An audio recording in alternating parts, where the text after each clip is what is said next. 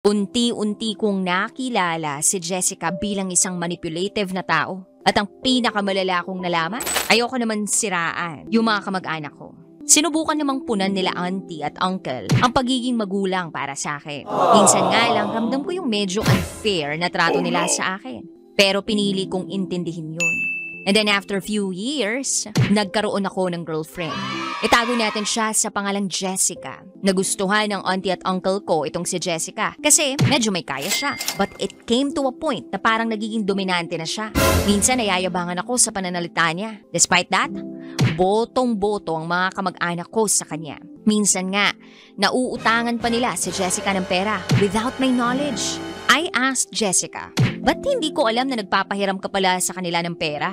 Ito namang si Jessica, dahil may kinikitang interes, nagpapahiram naman agad. I even confronted her, sabi ko, babe, ginagamit mo lang ba ako? Hindi mo muna sa akin sinasabi na hinihiraman ka na pala ng pera. Ang sabi niya, hindi na raw ako kailangang mangialam.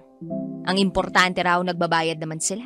Akala ko hanggang dun lang yung aabutin ng mga hindi namin pagkakaunawaan ni Jessica. Unti-unti kong nakilala si Jessica bilang isang manipulative na tao. At ang pinakamalala kong nalaman, may mga katransaksyon pala siya sa negosyo niya na nakikipag-sex sa kanya.